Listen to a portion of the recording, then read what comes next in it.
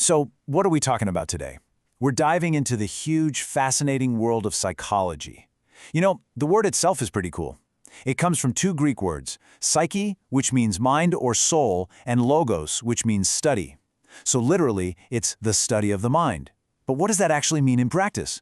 Well, that's what we're here to find out. When I say the word psychology, what's the first thing that pops into your head? For a lot of people, it's probably, a therapist's couch, right? And hey, that's definitely part of it. But thinking that's all it is, it's kind of like looking at a single chair and thinking you've seen the whole mansion. The field is so much bigger than that. Okay, so let's get a proper definition on the table.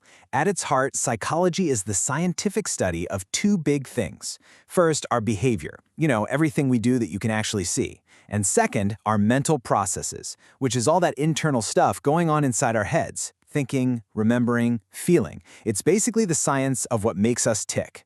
To make sense of this massive field, we're going to break it all down. First, we'll talk a bit more about what psychology is. Then, we'll get into its two main branches. We'll look at some really cool examples from each one, and then, at the end, we'll see how it all clicks together to form one unified science of the mind.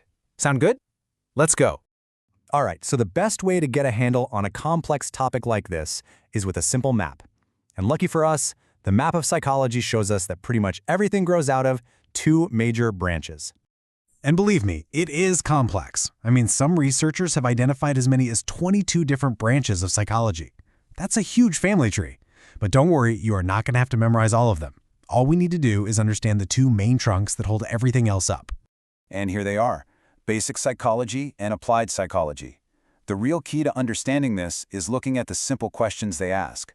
Basic psychology is all about the research, the pure pursuit of knowledge. It's constantly asking, why? Why do we forget things? Why do we feel peer pressure?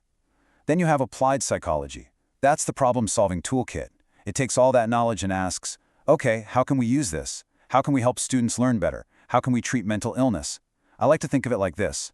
Basic psychology is the roots in the trunk of a tree, and applied psychology is all the branches and the fruit that it produces. So let's start right there at the foundation with basic psychology. This is all about discovery. Just for the sake of discovery, it's where we figure out the fundamental rules of how our minds and our behaviors work.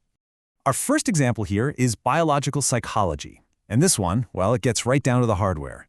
It's all about the physical, genetic machine that makes you, well, you.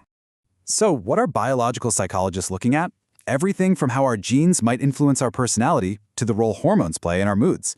They use some really fascinating methods, like studying twins, to try and tease apart what's nature and what's nurture. Ultimately, this branch is all about connecting our inner world directly to our physical bodies. Okay, let's move on to our next example and see how this all builds. Cognitive psychology kind of shifts the focus. If biological psychology is the hardware, cognitive is all about the mental software, all those internal processes happening in our minds. Yeah, this branch is all about the process of thinking itself. It digs into how we pay attention, how we make memories, how we solve problems, and you see its impact literally everywhere. I mean, the reason your smartphone and your favorite video games are so easy and intuitive to use, a huge part of that is thanks to research from cognitive psychology. And for our last example on the basic side, we have social psychology. This branch is so important because it reminds us that we're not just operating in a vacuum. We live in this complex web of social connections, and that web is constantly shaping who we are. Social psychology looks at how we think about, influence, and relate to each other. It's not just about the big stuff, like prejudice or group conflict. It's also about the really subtle forces, like conformity. That feeling that makes you agree with a group even when you secretly know they're wrong?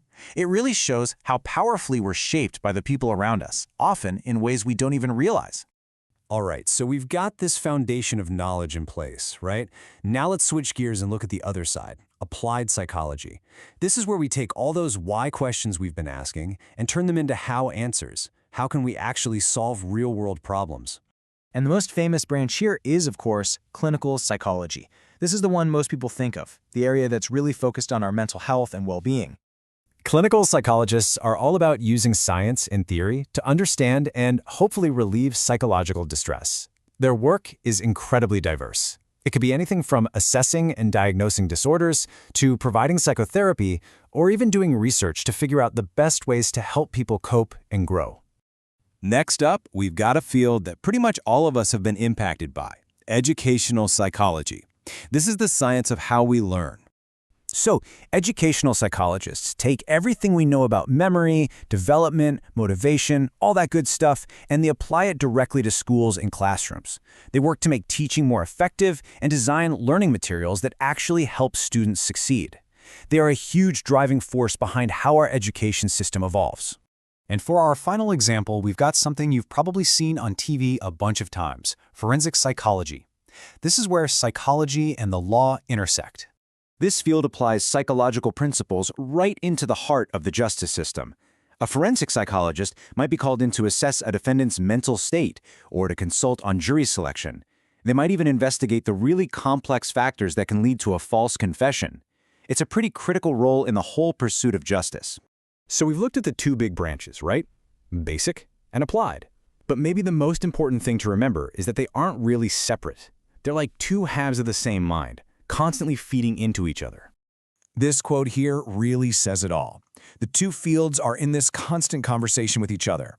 Basic research gives applied psychologists new tools to work with, and then the real-world problems that applied psychologists face, well, those inspire brand new questions for the researchers to explore.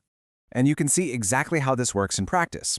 So a cognitive psychologist doing basic research might discover something new about how our brains store traumatic memories. Then, a clinical psychologist can take that knowledge and apply it to develop a brand new, more effective therapy for someone with PTSD. It's this really powerful cycle of discovery and application. So there you have it, a map of this incredible field. Which leaves me with just one last question for you. As you've been sitting here, paying attention, remembering all this stuff, and learning from this explainer, which branch of psychology have you been using this whole time? Pretty cool to think about, right?